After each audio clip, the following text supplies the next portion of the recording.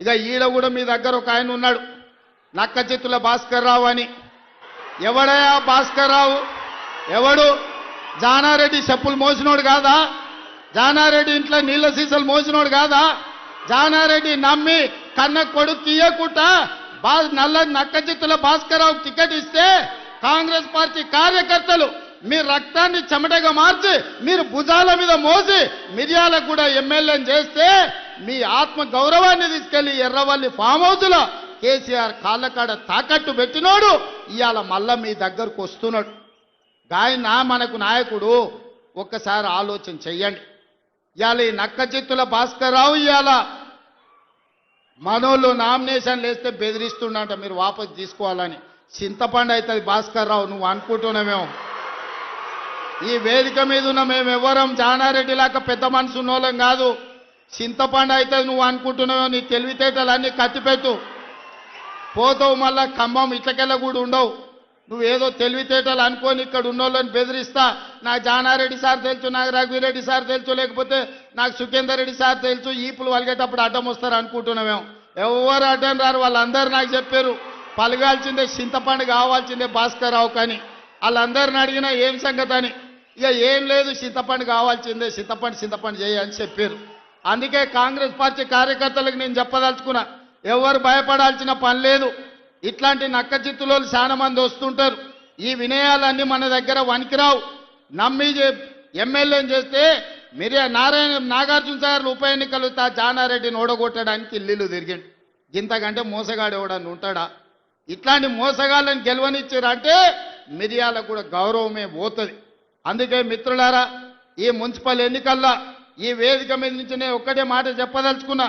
మిర్యాల కూడా నల్గొండ జిల్లాలో ఉండే 18 మున్సిపాలిటీల మీద నాకేం ఆలోచన లేదు, నాకేం రంది లేదు. 100% మీరు గెలిపిస్తారు, నాకు నమ్మకం ఉంది.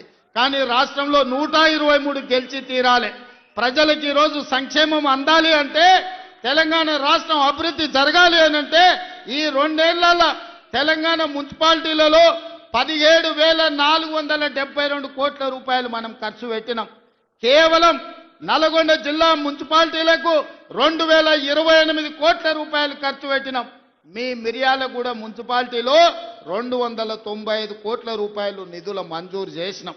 ఇవన్నీ మీ సమస్యలకు పరిష్కారం సరిపోతాయంటే సరిపోవు. భవిష్యత్తులో 1000 కోట్ల రూపాయలు తీసుకొచ్చి మీ మున్సిపాలిటీలను అభివృద్ధి చేసే బాధ్యత నాది. మున్సిపల్ శాఖ నా దగ్గరనే ఉంది. స్వయంగా నేనే పర్యవేక్షిస్తున్నా.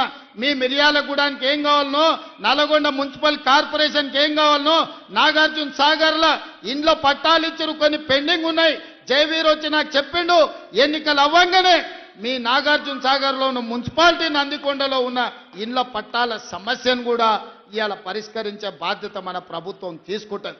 అందుకే ఇవాళ వడ్డించేటోడు మనోడు ఉన్నాడు, కానీ అడిగేటోడు కూడా మనోడు ఉండాలి. ఎవడన్నా అవతలోడు ఉంటే మంత్రులను అడగడు, మంత్రుల దగ్గరికి ఓడు. మనోడై ఉండాలి, మంత్రుల దగ్గరికి పోయేటోడు ఉండాలి. వెనకటి పెద్దోళ్ళు చెప్పారు, మట్టి పనికి పోయినా ఇంటోడే పోవాలని. మరి ఇవాళ మీ మున్సిపాలిటీలు గెలవాలంటే కౌన్సిలర్లు, కార్పొరేటర్లు మనోళ్ళు ఉండాలి. అందుకే ఆలోచన చేయండి.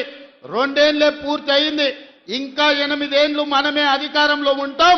ఈ 8 ఏళ్లల్లా మీ మున్సిపాలిటీలను అద్దమోలే తీర్చిదిద్దే బాధ్యత మనం ప్రభుత్వం తీసుకుంటుంది. పక్కనే మా పద్మక్క ఉన్నది, కోదాడల ఏకగ్రీవం చేపించింది. పద్మక్కను మనస్ఫూర్తిగా నేను అభినందిస్తున్నా. ఇవాళ మున్సిపాలిటీలలో మన ఎన్నికల్లో మనం గెలవాలి. మనం ఈ గెలిస్తే పేదవాడు గెలిచినట్టు. ఈ ఎన్నికల్లో గెలవడం ద్వారా మీ బస్తీలు అభివృద్ధి జరుగుతాయి, మీ కాలనీలు అభివృద్ధి జరుగుతాయి. అభివృద్ధి జరగాలంటే అధికార పార్టీ గెలవాలి. అప్పుడే మీకు నిధులు వరదై పారుతాయి, మీ ప్రాంతాన్ని అభివృద్ధి చేసుకునే అవకాశం ఉంటుంది.